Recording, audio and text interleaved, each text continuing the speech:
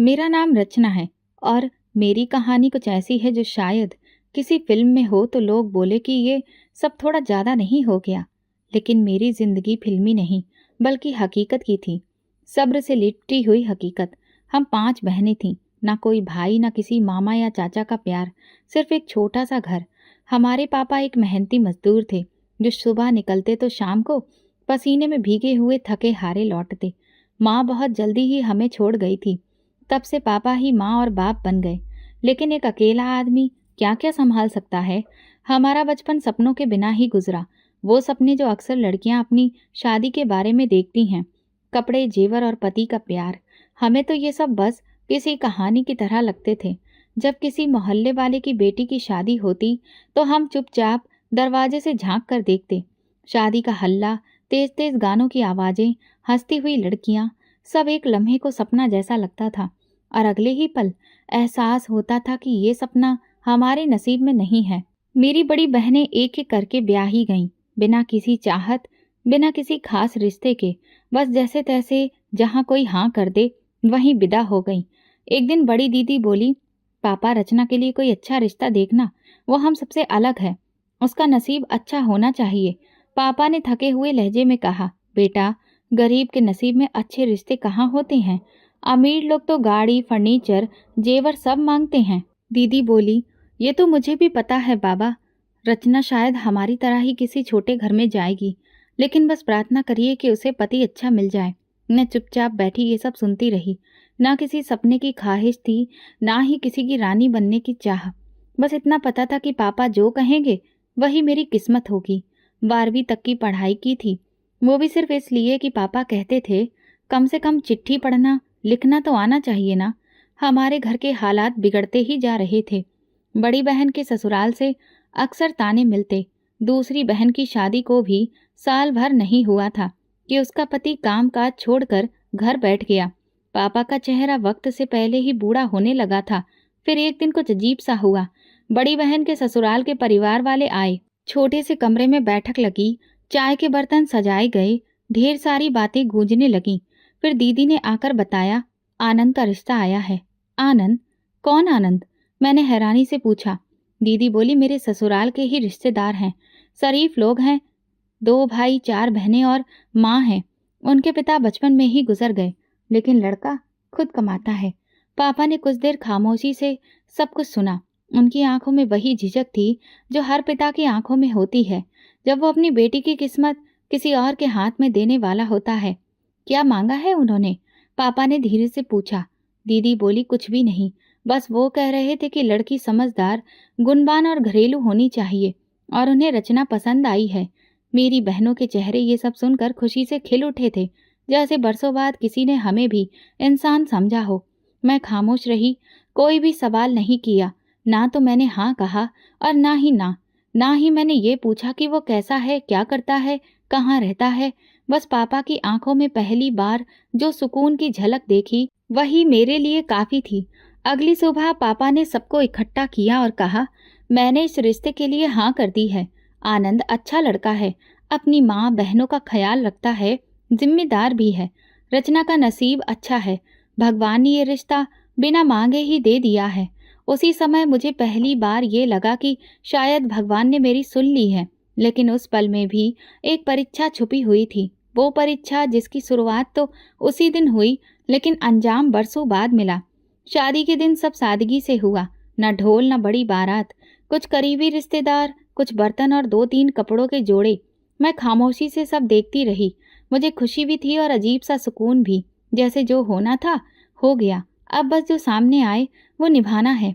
आनंद पहली बार मेरे सामने बैठा तो लगा जैसे वो मुझे नहीं, मेरी आंखों में छुपे सवालों को देख रहा हो। उसकी नजरें गहरी थीं, लेकिन लहजा नरम। शादी की पहली रात सब लोग जा चुके थे और कमरे में सिर्फ हम दोनों थे। वो मेरे पास आकर बैठ गया। कुछ लम्हे खामोशी में गुजरे, फिर वो धीरे से बोला, मैं अपनी बहन भाइयों में सबसे बड़ा हूँ।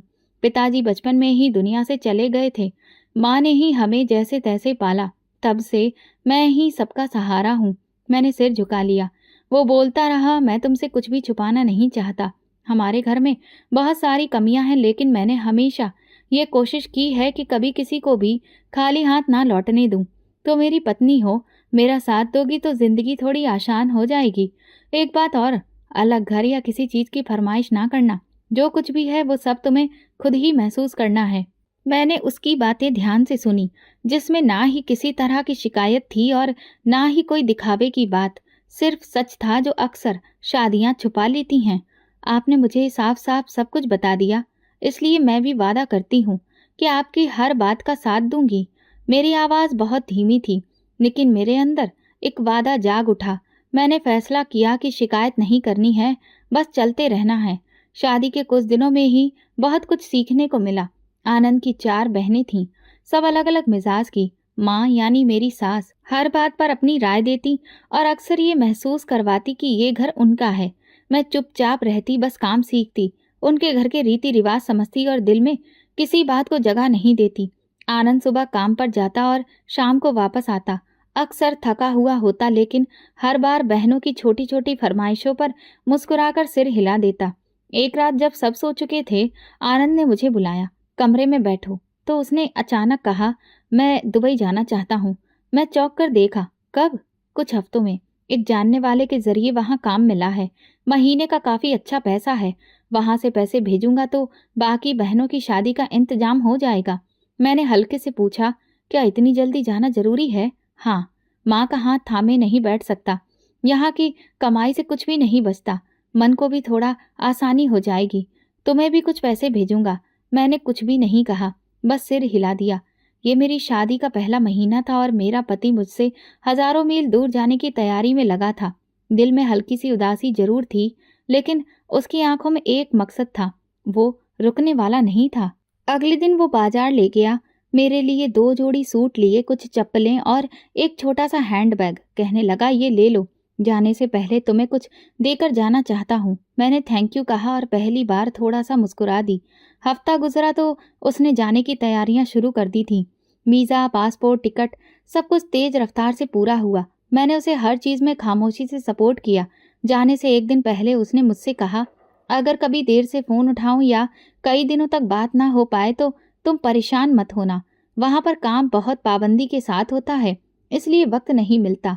लेकिन याद रखना, मैं तुम्हें नहीं भूलूंगा। मैंने हल्की आवाज में कहा, और मैं सब्र करना नहीं छोड़ूंगी। उसने मेरा माथा चूमा और बोला, बस यही तो चाहिए था। अगली सुबह वो चला गया। दरवाजे पर खड़े होकर मैंने हाथ हिलाया और दिल में पहली बार एहसास हुआ कि मेरे दिन वाकई में बदलने वाले हैं। कैसे? ये तो बस वक्त ही बता सकता था। आनंद के जाने के बाद घर में जैसे सब कुछ अपनी जगह पर रुक सा गया था। वो छोटा सा कमरा जहां हम कुछ हफ्ते एक साथ गुजार चुके थे, अब खाली खाली सा लगता था। उसकी चारपाई वैसे ही पड़ी रहती थी। सास अक्सर ताना देती, बाहर गए हुए तुम्हारे पति कोई राजकुमार नहीं है। समझ में आया? आनंद ने दुबई पहुंचते ही फोन किया। वो कुछ थका थका सा लग रहा था, लेकिन आवाज में वही हिम्मत थी। अभी यहाँ पर रहने की जगह थोड़ी छोटी है, साथ में 4 और लोग भी रहते हैं, लेकिन काम ठीक है। मैं कुछ दिनों में पैसे भेज दूंगा। एक हफ्ते बाद घर में सास ने ऐलान किया, आनंद ने कुछ पैसे भेजे हैं। सारी बहनें जमा हो गईं, जैसे किसी पॉकेट मनी के मिलने का ऐलान हो गया हो। मैं किचन में बर्तन धो रही थी, किसी ने मुझे बुलाया भी नहीं। शाम को जब सब लोग खाने पर बैठे तो मैंने धीरे से पूछा, माँ जी, क्या कुछ पैसे मुझे भी मिलेंगे?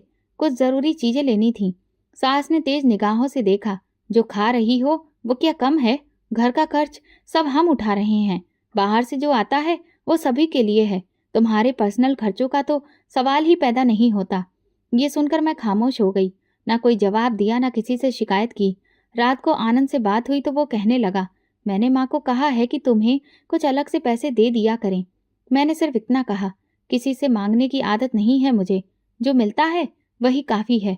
उसके बाद पैसे तो आते रहे, कभी महीने बाद, कभी 2 महीने में। मेरी मौजूदगी लेकिन अक्सर नजरअंदाज कर दी जाती थी। नंदें आपस में सैर की बातें करती, मोबाइल पर नए कपड़ों की डिजाइन देखती, और सास एक एक चीज में उनकी हाँ में हाँ मिलाती थी। मैं बस घर के काम करती और अपने कमरे में आकर सूजन वाले पैर दबाने लगती। कभी कभी आनंद से शिकायत करने का दिल करता, लेकिन फोन पर वो थका थका लगता। एक बार कहने लगा, आज 6 घंटे तक खुले आसमान के नीचे काम किया है, गर्दन तक दर्द है, लेकिन पैसे पूरे देने का वादा किए बिना काम नहीं मिलता यहाँ। मैं सुनकर खामोश हो गई। खुद पर शर्मिंदगी महसूस हुई कि अब कुछ कहना भी शायद खुदगर्जी होगी। एक दिन घर में हलचल मच गई। सुबह से ही मेहमान आ रहे थे। सास और नंदे बहुत ही खुशहाल घूम रही थीं। मैं कोने से सुना, 3 बहनों के रिश्ते एक साथ तय हो गए हैं। मुझे बहुत हैरत हुई, इतनी बड़ी बात, और मुझे बताना भी जरूरी नहीं समझा। सास बोली, हमें तो अपनी बेटियों की किस्मत पर नाज है। तीनों एक साथ विदा हो जाएंगी और सब कुछ आनंद के भेजे पैसों से होगा। मैं उस रात छत पर बैठी रही। आसमान साफ था, लेकिन मेरे दिल में बादल थे। बहनों की शादियां एक साथ, मतलब कि बहुत बड़ा खर्चा, कपड़े, दहेज, बारात, खाना, सब। क्या आनंद इतना सब कुछ अकेले कर लेगा? कुछ दिन बाद जब आनंद से बात हुई तो उसने खुद बताया, शायद मैं 3 महीने और रुकूं। एक कंपनी में डबल शिफ्ट करने का मौका मिला है, सैलरी भी ज्यादा होगी। बहनों के लिए हर चीज अच्छी लेनी है। मैं थोड़ा फिक्र करते हुए बोली, इतने दिन तक वहां पर अकेले रहोगे, सेहत का ख्याल रखना, तुम परेशान मत हो। वो बोला, भगवान बहुत बड़ा है, सब कुछ हो जाएगा। अगले दिन सास ने मुझे कपड़ों की लिस्ट पकड़ाकर बोला, तुम बाजार जाओ, ये सारी चीजें देखो, दुल्हनों के लिए हैं, सब चीज अच्छी लेना, पैसों की फिक्र मत करना। मैंने वो लिस्ट पढ़ी, कुछ बोले बिना बाजार गई, कपड़े देखे, सास के कहे शब्द याद रखे, वापस आकर सब कुछ बता दिया। किसी ने शाबाशी नहीं दी, ना ही पूछा कि तुमने कुछ अपने लिए देखा था या फिर कुछ पसंद आया। मैंने फिर काम संभाल लिया, घर की सफाई, दावत का इंतजाम, सामान की लिस्ट, सब कुछ। आनंद ने फोन पर कहा, शादियों के बाद मैं तुम्हारे लिए कुछ जरूर लाऊंगा।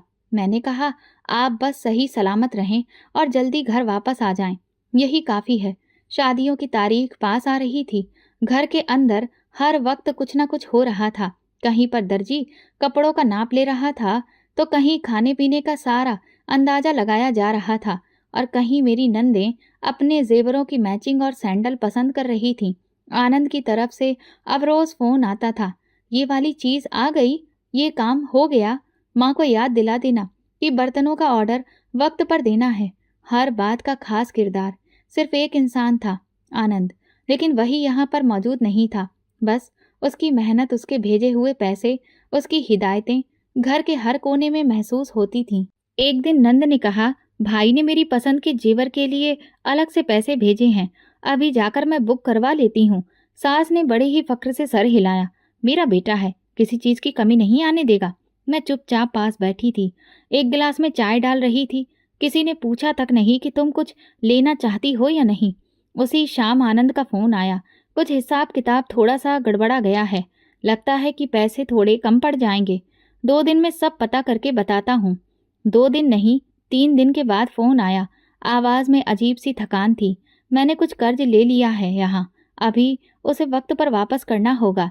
शादियों का वक्त करीब आ रहा है, कुछ चीजें अभी भी बाकी हैं। मैंने धीरे से कहा, तुम खुद पर इतना बोझ मत लो, तुम्हारे शरीर की भी एक सीमा है। उसने हल्के लहजे में कहा, बस ये दिन निकल जाएं, फिर मैं बस आराम करूंगा। तैयारी का दायरा अब घर की चादर से बाहर निकलने लगा था। पास के गांव से मेहमानों को बुलाया जा रहा था। बारात के खाने के लिए 4 अलग अलग लिस्ट बनाई जा रही थी। हलवाई का कहना था कि हर शादी का खाना ऐसा बनेगा कि लोग याद रखेंगे। एक दिन जब दावत के बर्तन आए, उनके साथ हिसाब का रजिस्टर भी था। मैंने पास से देखा तो सब कुछ आनंद के नाम पर ही लिखा हुआ था, हर चीज की कीमत, हर दिन का खर्चा। रजिस्टर के आखिर में कर्ज की बात भी साफ साफ दिख रही थी। 2 जगह से कर्ज लिया गया था और दोनों ही दुबई से थे। मैंने धीरे से मोबाइल में उन नंबरों को सेव कर लिया, लेकिन कुछ भी नहीं कहा। रात को आनंद का फोन आया। कमर सीधी करने का भी वक्त नहीं मिलता। सुबह काम, शाम को सामान की खरीदारी और फिर बहनों की फरमाइशें। बस सब खुश हो यही चाहता हूँ। और तुम खुश हो? मैंने हल्की आवाज में पूछा। वो खामोश रहा, फिर धीरे से बोला, मेरी खुशी उनकी ही खुशी में है। तुम प्रार्थना करो कि ये कर्ज जल्दी उतर जाए। फोन बंद हुआ तो मैंने दराज खोली। शादी की पहली रात जो सोने का सेट मिला था वो वैसे ही वेलवेट के बॉक्स में रखा हुआ था। मैंने कभी पहना ही नहीं था। मैंने धीरे से उसे हाथ में लिया। वजन बहुत ज्यादा महसूस हो रहा था। अगले दिन उसे साथ लेकर बाजार चली गई। दुकानदार ने वजन किया, कीमत बताई और मैंने उसे बेच दिया। पैसे हाथ में आए तो अजीब सा सुकून महसूस हुआ। शाम को घर आकर मैंने आनंद को फोन किया, तुम्हारा एक कर्ज खत्म कर दिया है। वो चौंक गया। क्या मतलब? मैंने अपनी मुंह दिखाई का सेट भेज दिया है, पैसे भेज दिए हैं, एक उधार खत्म। वो देर तक खामोश रहा, फिर बोला, ये तुम्हें नहीं करना चाहिए था। मैंने कहा, नहीं, ये मुझे ही करना चाहिए था, क्योंकि मैं तुम्हारी बीवी हूँ, तुम्हारी अर्धांगिनी। अगर तुम्हारे पैसे पर मेरा हक है तो तुम्हारे कर्ज में भी मेरी हिस्सेदारी है। कुछ देर बाद उसने बस इतना कहा, भगवान तुम्हें बहुत देगा। उसी रात शादी के लिए तैयार जेवरात आ गए। नंद एक एक करके पैकेट खोल रही थी। शोर, हंसी, चमक, सब कुछ जैसे एक फिल्मी मंजर था। मैं दरवाजे के पास खड़ी सब देख रही थी। अचानक छोटी वाली नंद बोली, भाई से कह देना कल तक गाड़ी का भी बंदोबस्त हो जाए। मेरे ससुराल वाले चाहते हैं कि उन्हें गाड़ी मिले। सास बोली, मैं खुद बात करती हूँ, वो मना नहीं करेगा। मैं वो लम्हा भी खामोशी से गुजार गई। आनंद की मेहनत, उसके शरीर की थकान और बहनों की फरमाइशें सब मेरे अंदर एक हल्की सी जंग छोड़ते जा रहे थे। शादी की तैयारी पूरी हो गई। 3 दिन के बाद अंदर 3 बारातें। हर बारात में खुशी, शोर, तोहफे, खाना और आनंद का पैसा शामिल था, लेकिन वो खुद उनमें से किसी बारात में शामिल नहीं था। जब सारी बहनें विदा हो गईं और घर के कमरे खाली हो गए तो सास ने कहा, सब कुछ ठीक हो गया, किसी चीज की कोई कमी नहीं हुई। आनंद ने भाई होने का हक अदा किया है। मैंने दिल में सोचा, पति होने का हक भी उसने निभाया है, बस किसी ने नहीं देखा। शादियों की रौनक खत्म हुई तो घर एकदम से सूना हो गया। इस दौरान एक रात शरीर में अजीब सी थकान महसूस हुई। पहले लगा बस थोड़ी कमजोरी का असर है, लेकिन अगले दिन तेज बुखार ने मुझे बिस्तर से लगा दिया। शरीर टूट रहा था, सिर भारी हो गया था और कमर में ऐसा दर्द कि उठकर बैठना मुश्किल था। शाम होते होते घुटने के एक तरफ जलन सी महसूस होने लगी। सास कमरे में आई। मैंने हिम्मत करके कहा, माँ, दवा के लिए कुछ पैसे दे दीजिए, शायद घुटने में दर्द है और बुखार भी कम नहीं हो रहा। उन्होंने मेरी तरफ देखा जैसे कोई बेकार सी बात कह दी हो। मेरे पास कोई पैसा नहीं है, तुम्हें दवा लेनी है तो आनंद को कहो, वो भेजेगा तो ले लेना। यहाँ किसी के पैसे की जिम्मेदारी मैं नहीं हूँ। मैं चुप हो गई। शरीर बुखार में तप रहा था और दिल में एक अलग आग जल रही थी। अगले 2 दिन इसी हालत में गुजरे। न दवा मिली, न किसी ने पानी का गिलास लाकर दिया। मेरी सबसे छोटी नंद सुबह से शाम तक टीवी के आगे बैठी रहती और मैं बिस्तर पर करवट बदलने से भी बेहाल थी। रात को आनंद का फोन आया, तुम्हारी आवाज ठीक नहीं लग रही, सब ठीक तो है? मैंने हल्की सी मुस्कान से कहा, बस मौसम बदल रहा है, शायद इसी वजह से तबीयत थोड़ी खराब हो गई है। तुम फिक्र मत करो, मैं सब संभाल लूंगी। आनंद की सांसें भारी हो गईं। मैं अभी कुछ दिन से काम पर नहीं जा सका, बहुत थकान महसूस हो रही है, लेकिन कर्ज तो चुकाने हैं, पैसे भेजने ही होंगे। मैंने जवाब दिया, मैं भगवान से प्रार्थना करूंगी कि तुम्हारी सारी मुश्किलें आसान हों और तुम्हें सलामत रखें। बाकी सब तो चलता रहेगा। फोन बंद हुआ तो आंखों में नमी आ गई, लेकिन बुखार की तपिश ने सांसों को और ज्यादा गहरा कर दिया। दूसरे दिन शरीर की हरारत इतनी बढ़ चुकी थी कि सांस लेना मुश्किल लगने लगा। होंठ सूखे हुए, माथा जलता हुआ और पसीने के साथ शरीर जैसे दवा की मांग कर रहा था। मैंने फिर से हिम्मत करके अपनी सास से कहा, माँ जी, अगर कुछ दवा ला देती तो शायद मेरा बुखार कम हो जाता। उन्होंने तेवर चढ़ाकर कहा, मेरे बच्चों की शादी के बाद थोड़े बहुत पैसे बचे हैं, वो भी किसी बेकार दवा पर लगाऊं? मुझे आनंद ने जिम्मेदारी दी है पैसे संभालने की, वो तुम्हारे लिए नहीं आए हैं। इस बार मैंने कुछ नहीं कहा। कमरे में जाकर दरवाजा बंद कर लिया, तकिए पर सिर रखकर लेट गई। 2 दिन से कुछ खाया भी नहीं था, बस पानी से गुजारा चल रहा था। उस दिन दोपहर को नंद की सहेलियां आईं, हंसती हुई बोली, तुम्हारे भाई ने तीनों बहनों की शादी एक साथ करके तो कमाल कर दिया, कोई तकलीफ तो नहीं हुई शादियों में? नंद ने हंसकर जवाब दिया, हमें क्यों तकलीफ होती, सब काम तो उसने संभाला है खुद से, बहू तो बस देखती रही जैसे कि मेहमान हो। दोपहर के बाद जब बुखार थोड़ा कम हुआ तो मैंने धीरे से आनंद को मैसेज किया, 2 दिन से दवा नहीं ली है, माँ जी कहती हैं कि पैसे नहीं हैं, अगर मुमकिन हो सके तो कुछ पैसे भेज देना, वरना मेरी तबीयत बिगड़ जाएगी। 1 घंटे बाद उसका फोन आया, बहुत परेशान लग रहा था। क्या तुम्हें इतना बुखार है और किसी ने दवा भी नहीं दी? मैं अभी कुछ पैसे भेजता हूँ, मैंने तो माँ को पहले ही कहा था कि तुम्हें हर महीने खर्च दिया करें। मैंने कहा बस 2 दिन निकल गए, मैं बेहतर हूँ अब, तुम खुद परेशान मत हो। सच कहूँ तो मुझे ज्यादा फिक्र तुम्हारी है, तुम्हारे कंधों पर ही सब कुछ है। उसकी आवाज में अफसोस था। मैंने तो सोचा था कि तुम्हें कभी कोई परेशानी नहीं होने दूंगा, लेकिन हालात मेरे काबू से बाहर जा रहे हैं। उसी शाम घर में सब लोग बैठे थे। सास ने अचानक ऊंची आवाज में कहा, सबको बता दूं, जो पैसे आनंद भेजता है वो सब मेरे हाथ में हैं। कोई बहू या बाहर वाली उन पर दावा ना करे, वो मेरे बेटे के पैसे हैं, मेरे घर के लिए आते हैं। मैं चुपचाप ये बात सुनकर अंदर चली गई, दरवाजा बंद किया और बिस्तर पर बैठ गई। शायद पहली बार दिल में एहसास हुआ कि मेरे होने या ना होने से यहाँ किसी को फर्क ही नहीं पड़ता। तीसरी शादी के सिर्फ 2 हफ्ते बाद ही छोटी वाली नंद का रिश्ता तय हो गया। ये सब कुछ इतनी जल्दी में हुआ कि घर में एक बार फिर से तैयारियों की गूंज सुनाई देने लगी। आनंद ने दुबई से बताया कि अब वो वापसी की तैयारी कर रहा है। काम का बोझ, शरीर की थकान और अधूरे कर्ज उसकी आवाज में झलकने लगे थे, लेकिन वो रुका नहीं।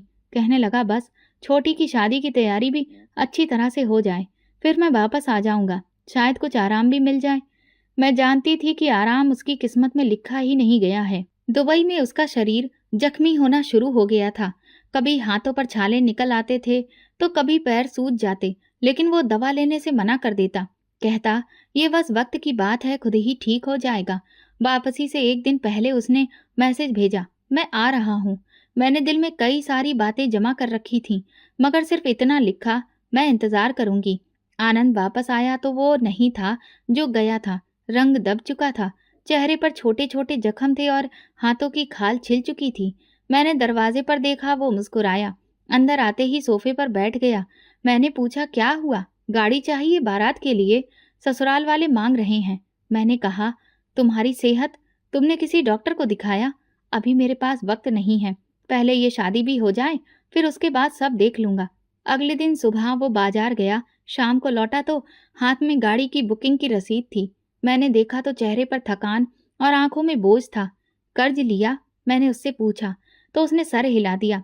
पैसे थे ही कहाँ, लेकिन लड़की की इज्जत का सवाल है, इनकार नहीं कर सका। रात को सास और नंद बैठी थी।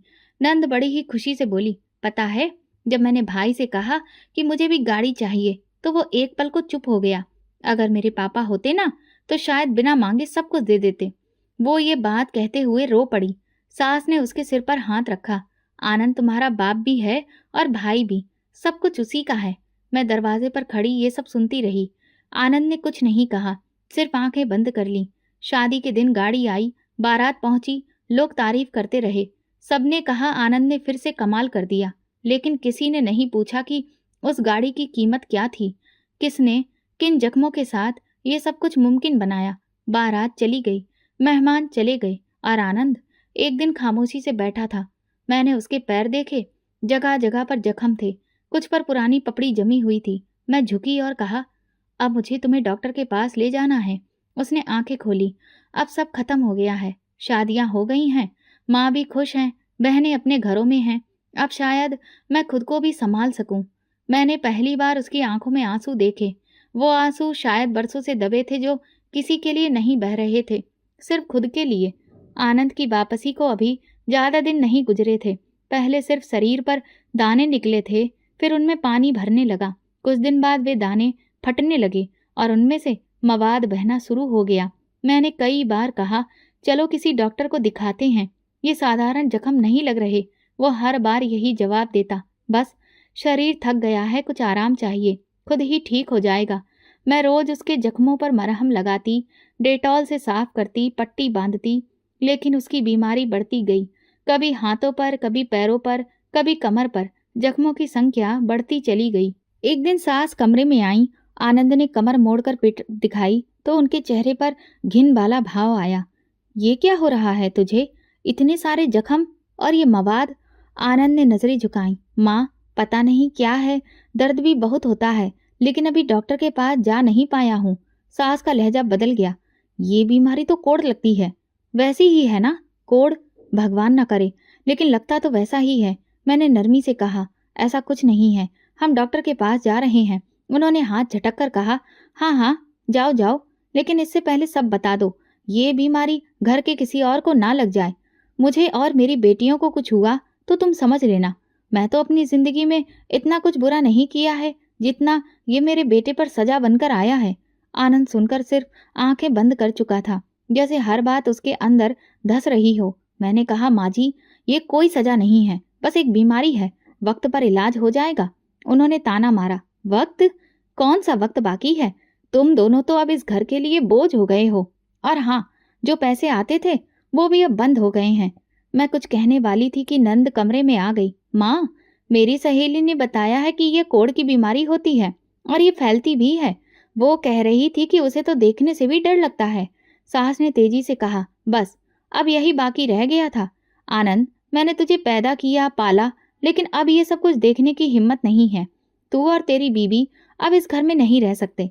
जब तक तुम्हारी बीमारी खत्म नहीं हो जाती, तुम दोनों यहाँ से निकल जाओ। आनंद ने पहली बार सर उठाया। माँ, मैं कहाँ जाऊँगा? जहाँ मर्जी, लेकिन यहाँ नहीं रहोगे। ये घर मेरी बेटी और उनके बच्चों के लिए सुरक्षित रहना चाहिए। तुम जैसे बीमार के साथ रहना गुनाह है। मैंने आनंद का हाथ पकड़ा।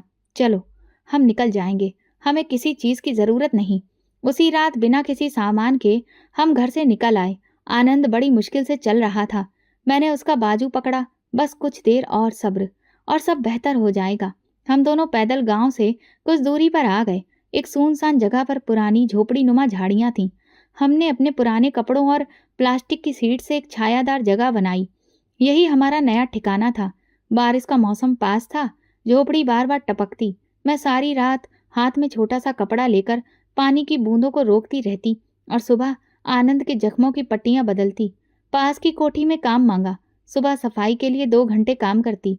काम से वापस आकर खाना बनाती और आनंद की दवा खुद जंगली जड़ी बूटियों से तैयार करती। ना किसी से मदद ली, ना किसी से पूछा। एक दिन काम से लौटी तो देखा कि आनंद के जख्मों से खून बह रहा था। मैंने पट्टी खोली तो देखा कि जख्म गहरा हो चुका था। आनंद ने आंखें खोली। माफ करना रचना, मैं तुम पर बोझ बन गया हूँ। मैंने आंखों में आते पानी को रोका। तुम मेरे पति हो, बोझ नहीं हो। कल मैं पास के शहर जाऊंगी, दवा लेकर आऊंगी। तुम सिर्फ हिम्मत मत हारना। वो हल्के से मुस्कुराया। क्या माँ ठीक कहती थी कि ये बीमारी कोई सजा है? मैंने सिर झटक दिया। नहीं, ये बीमारी तुम्हारी कुर्बानी का नतीजा है, सजा नहीं। तुमने जो किया उसका बदला भगवान देगा। आनंद धीरे से बोला। बदला नहीं, बस तुम्हारा ये साथ ही काफी है। अगली सुबह जब सूरज निकला तो मैं आनंद के लिए फिर साफ पानी ढूंढने लगी। जख्म धोए, पट्टी बदली और फिर काम पर निकल गई। अब जिंदगी हर दिन एक इम्तिहान थी और मैं हर रोज ये साबित कर रही थी कि आनंद अकेला नहीं। जब सब छोड़ जाते हैं तभी असली साथ नजर आता है। झोपड़ी बने हुए अभी कुछ ही दिन हुए थे कि मौसम ने अपना रंग दिखाना शुरू कर दिया। दिन की धूप में झोपड़ी तंदूर बन जाती और रात की हवा जख्मों को जला देती थी। आनंद का शरीर वैसे ही तकलीफ में था। अब उसे गर्मी, नमी और खुले माहौल ने और ज्यादा असर डालना शुरू कर दिया था। मैं सुबह अंधेरे में उठती, कोठी में जाकर सफाई करती और वापस आकर आनंद के जख्म धोती। कई बार मेरा शरीर थककर जवाब देने लगता, लेकिन मैं खुद को कभी भी बैठने की इजाजत नहीं देती थी। एक बार कोठी की मालकिन ने पूछा, तुम्हारे पति कैसे हैं अब? मैंने सिर्फ इतना कहा, जिंदा हैं, बस इतना ही काफी है। वापसी पर जब झोपड़ी नजर आती तो दिल को एक धड़का सा लगता कि ना जाने आज क्या हाल होगा। एक दिन लौटी तो देखा कि आनंद चुपचाप लेटा हुआ था। उसके कपड़े पसीने से भीगे थे और चेहरा पीला था। मैं घबराकर आगे बढ़ी। क्या हुआ? उसने बड़ी मुश्किल से कहा। आज सांस लेने में थोड़ी तकलीफ हो रही है। मैं जल्दी से झोपड़ी के बाहर से पानी का मटका लाई, कपड़ा भिगोकर माथे पर रखा। तुम बिल्कुल भी फिक्र मत करो, मैं आज शहर जाकर दवा जरूर लेकर आऊंगी। कुछ भी हो जाए तुम्हें ठीक होना ही है। आनंद ने धीरे से मेरी तरफ देखा। कब तक, कब तक तुम ये सब अकेले करोगी? जब तक तुम ठीक नहीं हो जाते, और उसके बाद भी, जब तक ये जिंदगी है। उस दिन मैं बाजार गई, कुछ पुरानी दवा देने वाले हकीमों से बात की। एक जगह से जड़ी बूटियों की पुड़िया मिली जिन्हें पानी के पीने के साथ हिदायत दी गई। वापसी पर मैंने देखा कि आनंद की हालत बहुत ज्यादा बिगड़ चुकी थी। आंखें बुझी हुई और होंठ सफेद। मैंने पुड़िया खोलकर उसे दी। वो बड़ी मुश्किल से बस 2 घूंट ही पी सका। अगले दिन सुबह जब सूरज निकला तो आनंद की सांसें बोझिल हो चुकी थीं। मैं उसके जख्म साफ कर रही थी कि उसने मेरा हाथ पकड़ा। बैठो, कुछ कहना है। मैं खामोशी से पास बैठ गई। वो कहने लगा, तुम बहुत सब्र वाली हो, लेकिन तुम्हारी जिंदगी में मेरे साथ कोई खुशियां आ ना सकी, लेकिन तुमने कभी शिकायत नहीं की। मैं सब कुछ अपनी बहनों पर ही वारता रहा। तुम्हें सिर्फ इंतजार और खामोशी मिली। मुझे तुम्हारा प्यार मिला, वो सबसे कीमती चीज थी। मैंने उसका हाथ पकड़कर कहा, बस चुप रहो, अभी तुम्हें ठीक होना है। वो मुस्कुराया। अब शायद वो वक्त नहीं रहा, लेकिन तुम देखना, भगवान तुम्हें तुम्हारे सब्र का इनाम इसी दुनिया में देगा। क्या इनाम? मैंने सवाल किया, लेकिन वो कुछ नहीं बोला, बस धीरे से मेरी गोद में सिर रख दिया। मैं उसके बाल सहला रही थी। दिल जैसे रुक रुक कर धड़क रहा था।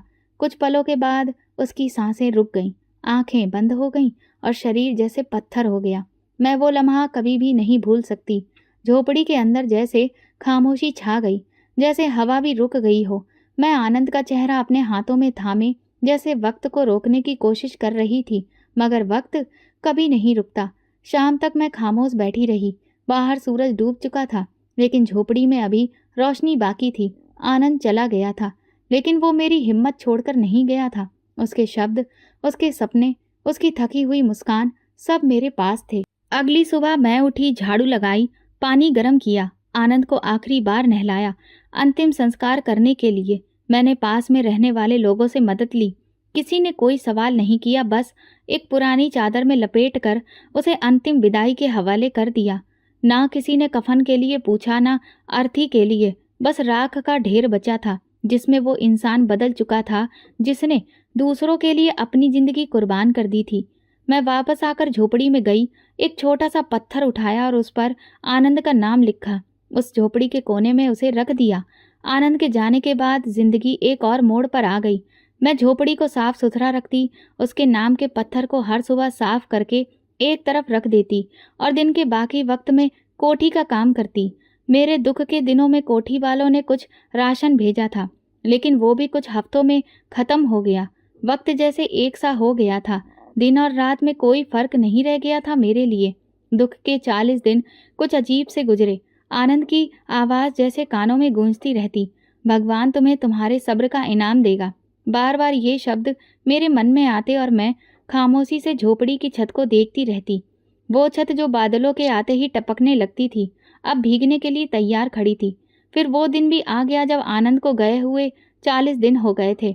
मैंने उसके लिए प्रार्थना की कि भगवान उसे सुकून दे। खुद को दुपट्टे में अच्छे से लपेटा और बाहर निकल आई। पास के पेड़ के नीचे बैठ गई। 2 दिन से पेट में कुछ भी नहीं गया था। कोठी में भी काम बंद कर दिया गया था। शायद अब उन्हें मेरी ज़रूरत नहीं थी। शाम को वापस झोपड़ी पहुंची तो हल्की सी सर्दी महसूस हुई। कमजोरी अब और ज़्यादा बढ़ चुकी थी। मैं चूल्हा जलाने के लिए लकड़ियां ढूंढ रही थी कि अचानक दूर से एक गाड़ी आती दिखाई दी। सड़क पर उतरी, कुछ देर रुकी, फिर इधर उधर घूमी और धीरे से झोपड़ी के सामने आकर रुकी। मैं ठिठक गई। दरवाज़ा खुला और बहुत कीमती कपड़ों में एक नौजवान गाड़ी से बाहर निकला। मैं खामोश खड़ी रही। उस नौजवान ने आकर सम्मान से नमस्ते किया। आप रचना जी हैं? मैंने धीरे से सिर हिलाया। जी, कहिए। उसने एक फाइल निकाली। वकील ने वो फाइल खोली और पढ़ने लगा। मैडम, सिटी एरिया में जो बंगला नंबर 27 है, वो आपके नाम पर है। उसका बैनामा आपके नाम पर अकाउंट में दर्ज हो चुका है, इसलिए आप जल्दी से बैंक जाकर अपना खाता खुलवा लें। मेरी आंखें हैरानी से फैल गईं। मेरे नाम पर? ये सब किसका है? नौजवान ने आगे बढ़कर कहा, ये सब मेरे पापा की वजह से है। मैं कुछ समझ नहीं पाई। खामोशी से उसकी तरफ देखा। वो कहने लगा, मेरे पापा मजदूर थे, बीमार रहते थे, कुछ दिन काम करते और कुछ दिन नहीं। आनंद जी ने उस वक्त मेरे पापा से ये वादा किया था कि वो मेरी पढ़ाई के सारे खर्चे उठाएंगे, और उनके कहने पर ही मैंने अपनी हायर स्टडीज़ जारी रखी। आज मैं जो कुछ भी हूँ वो सिर्फ उनकी वजह से। मैंने अपनी आंखों की नमी को पोंछा। लेकिन तुम्हें कैसे पता चला कि वो?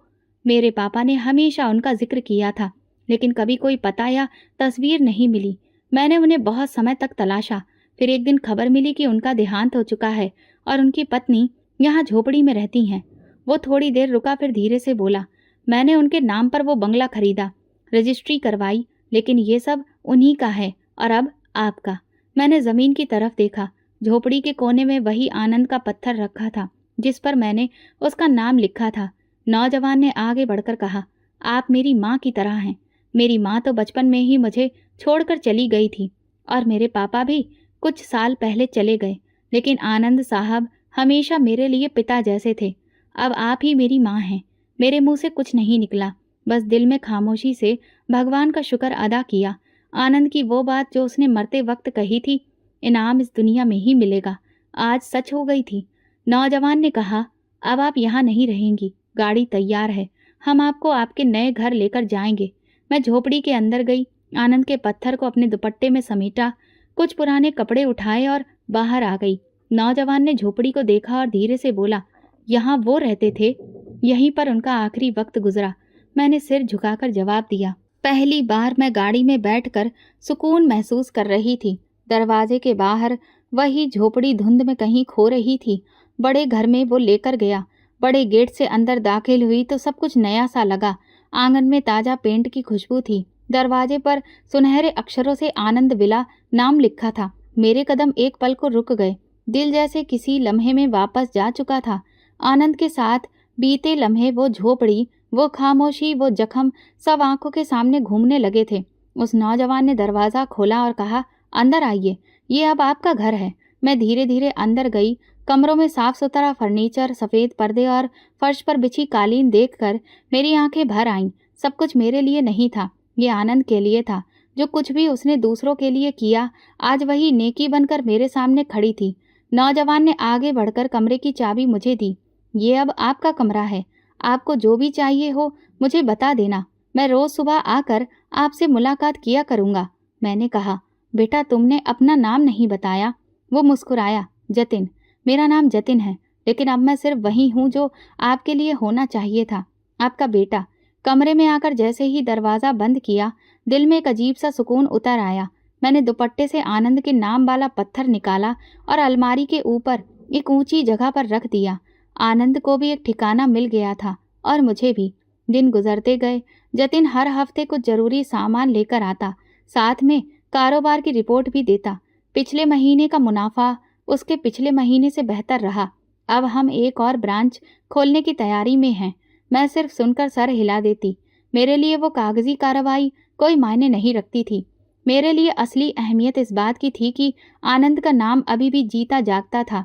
एक दिन जतिन ने कहा, माँ, मैं चाहता हूँ कि हम कुछ ऐसा करें जिससे आनंद साहब की याद हमेशा कायम रहे।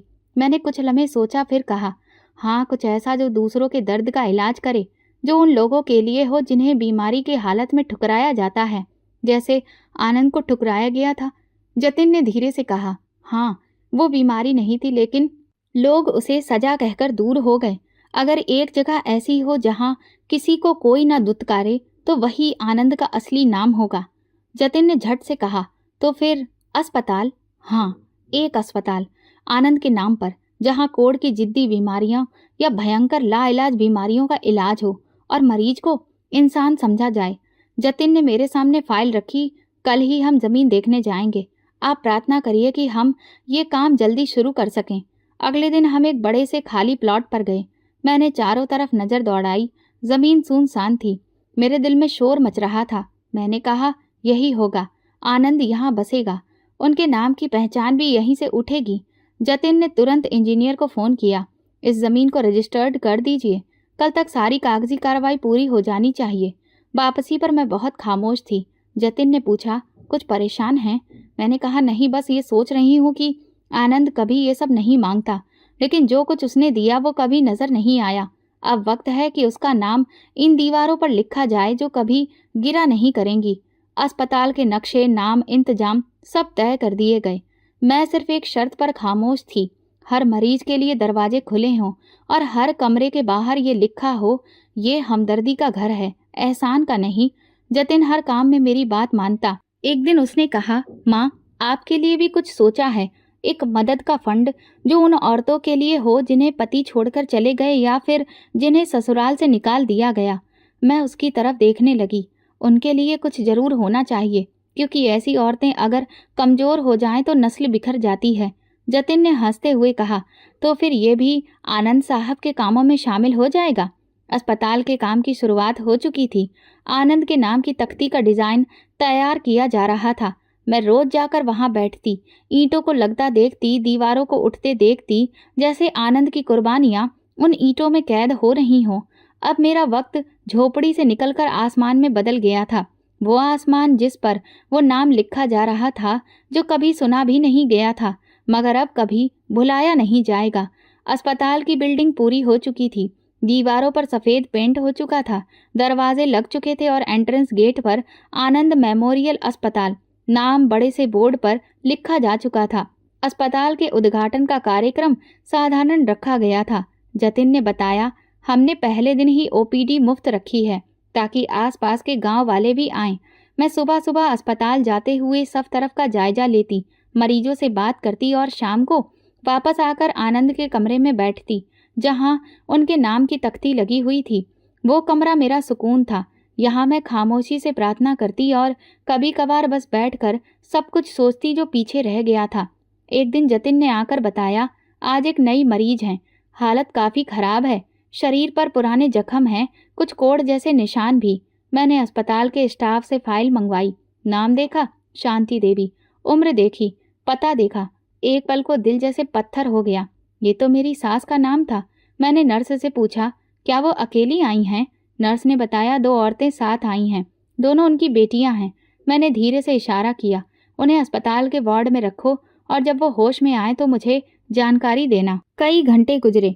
शाम के आसपास जानकारी मिली कि मरीज होश में आ गई हैं और बार बार पानी मांग रही हैं। मैं चुपचाप कमरे में गई, दरवाजे पर पहुंचकर पहले रुकी। दरवाज़ा खोला तो मेरी सास बिस्तर पर लेटी थी। दोनों नंदें एक तरफ खड़ी थीं, खामोश, कमज़ोर और हैरत से भरी। मेरी नज़र जैसे कमरे के अंदर नहीं, एक पुराने वक्त की गली में जा रही थी। शांति देवी ने मुझे देखा तो आंखें खुली की खुली रह गईं। रचना जी? मैंने सर हिलाया। मैं रचना हूँ और यह अस्पताल आनंद के नाम पर है। कमरे में खामोशी छा गई। मेरी सास के चेहरे पर वही तकलीफ थी जो कभी आनंद के चेहरे पर थी। हाथों पर जख्म, पाँव पर निशान और आवाज़ में कपकपाहट की आवाज़। मैं तुम्हें पहचान गई। तुम यहाँ? हाँ, मैं यही हूँ जहाँ से मुझे निकाला गया था। वहीं से भगवान ने मुझे उठाया है। एक ननद रो पड़ी, हमें माफ़ कर दो रचना, हम बहुत गलत थे। भाई के जाने के बाद सब कुछ बिखर गया। पति ने घर धोखे से अपने नाम करवा लिया और हमें दर दर भटकने के लिए छोड़ दिया। माँ की बीमारी ने सब कुछ खत्म कर दिया। मैंने चुप रहने को कहा। अब बातों का वक्त नहीं है, इलाज का वक्त है। शांति देवी ने मेरी तरफ देखा। मैं जानती हूँ ये बीमारी सजा है। मैं भी यही कहा था आनंद को और आज खुद इसी हालत में आ गई हूँ। मैंने उनकी तरफ देखा, पानी का गिलास बढ़ाया। मैं दरवाजे तक आई, फिर पलट गई। ये अस्पताल आनंद का है। वही इंसान जिसे तुमने बोझ समझा, जिसे तुमने घर से निकाला, वही आज तुम्हें छांव दे रहा है। सास ने सिर झुका लिया। मैं शर्मिंदा हूँ, लेकिन मेरे पास आपसे माफ़ी के सिवा कुछ भी नहीं। मैं दरवाजे से बाहर आई। जतिन मेरी राह देख रहा था। माँ, आप वहीं थी? हाँ, वही थी। वक्त ने उन सबको वहीं पर ला खड़ा किया जहाँ हम कभी छोड़ दिए गए थे। जतिन ने पूछा, आपने यहाँ रखना चाहेंगी? मैंने धीरे से कहा, हाँ, यहाँ कोई किसी को नहीं निकालता। ये जगह इंसानों के लिए है, बदले के लिए नहीं। हम दोनों खामोशी से अस्पताल के मुख्य दरवाजे तक आए। सूरज डूब रहा था।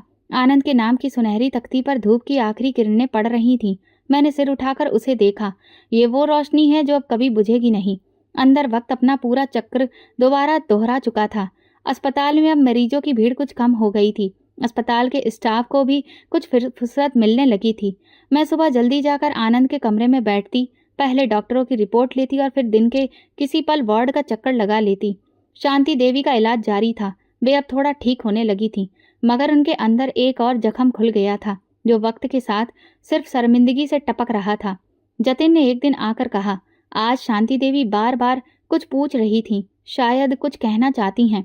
मैं दोपहर को उनके कमरे में गई। ननद हमेशा की तरह खामोश बैठी थीं। शांति देवी मुझे देखते ही उठने की कोशिश करने लगी, लेकिन मैंने जल्दी से हाथ से रोका। आप लेटी रहिए आराम से। उन्होंने लड़खड़ाती हुई आवाज़ में कहा, मुझे तुमसे कुछ कहना है। मैं पास में ही बैठ गई। मैंने तुम्हें बहुत दुख दिए, हर वो बात कही जो एक औरत के दिल को तोड़ती है। आनंद को उसके आखिरी दिनों में दुत्कारा, तुम दोनों को घर से निकाला। तुम्हारा दुख मुझे आज मेरे शरीर में महसूस हो रहा है। हर जख्म, हर जलन मुझे मेरी जुबान का जवाब दे रही है। मैंने एक लम्हे के लिए उनकी आंखों में देखा। उन आंखों में वो गुरूर नहीं था जो कभी हर शब्द में छुपा रहता था। मुझे माफ़ कर दो रचना। अगर तुम माफ़ नहीं करोगी तो मैं शायद इस एहसास के बोझ से ही मर जाऊंगी। बाहर बारिश शुरू हो चुकी थी।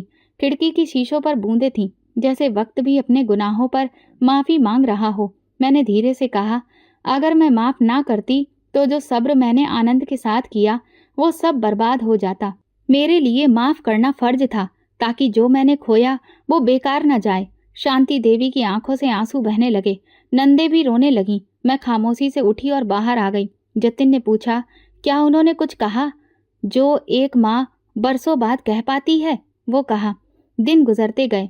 शांति देवी का इलाज पूरा हुआ, लेकिन वो जाने के काबिल नहीं रहीं। उनके लिए फिर अस्पताल में एक कमरा बुक कर दिया गया, जहाँ वे आराम से रहने लगीं। नंदे भी कभी कभार उनके साथ रहती, कभी कमरे के कोने में सिलाई करती नजर आती और बाकी वक्त खामोशी में खोई रहती। जतिन ने एक दिन कहा, माँ, आप चाहें तो कुछ वक्त के लिए बाहर चली जाइए, आराम करने के लिए। अब सब कुछ संभाल लिया जाएगा। मैंने मुस्कुराकर जवाब दिया, आराम की तलाश में तो उम्र गुजर गई है। अब ये सुकून है जो मेरे पास है, यही काफ़ी है। कुछ दिन बाद एक पुराने जानने वाले ने कहा, तुम्हारे जैसी औरत को अकेले नहीं रहना चाहिए, दोबारा शादी कर लो, तुम्हारे आगे अभी बहुत उम्र पड़ी है, जिंदगी दोबारा शुरू हो सकती है। मैंने नरमी से कहा, मेरी जिंदगी दोबारा नहीं, पूरी हो चुकी है।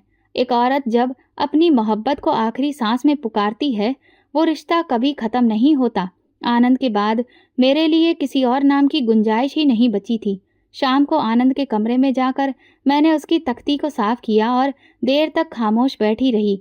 दीवारों पर आनंद द्वारा बनवाए गए मरीजों के राशन कार्ड लगे थे, जो उसने दुबई से भेजकर बनवाए थे और मैं संभाल कर रख चुकी थी। वो सब कुछ जो उसने किसी के लिए किया मेरी नज़रों के सामने था। वक्त चल रहा था, अस्पताल का दूसरा ब्लॉक भी बनकर तैयार हो गया था। एक दिन जतिन ने आकर कहा, हम चाहते हैं कि अस्पताल के ऑडिटोरियम का नाम आपके नाम पर रखा जाए।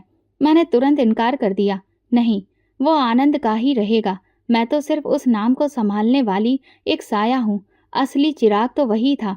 जतिन ने गर्दन झुका ली, जी, जैसा आप चाहें। उसी दिन सूरज जरा तेज निकला था। मैंने लॉन में कुर्सी रखवा ली और आनंद के कमरे की तरफ उसका रुख कर लिया। बाहर कुछ परिंदे चहचहा रहे थे। मैंने दिल ही दिल में कहा, आनंद, तुमने जो सपना अधूरा छोड़ा था, मैंने उसे पूरा कर दिया। अब तुम आराम से सो सकते हो और मैं सोना नहीं चाहती, क्योंकि मेरे पास वो सब है जो कभी सिर्फ तुम्हारे शब्दों में होता था। मोहब्बत, वफादारी और सब्र की जीत। सच्ची मोहब्बत, कुर्बानी और सब कुछ कभी बेकार नहीं जाते। तो दोस्तों, अगर आपको हमारी कहानी पसंद आई हो तो कमेंट करके ज़रूर बताएं। वीडियो को लाइक करें और ज़्यादा से ज़्यादा शेयर करें। अगर आप चैनल पर नए हैं तो सब्सक्राइब जरूर करें और नोटिफिकेशन बेल को दबाएं, ताकि अगली अपडेट सबसे पहले आपको मिले।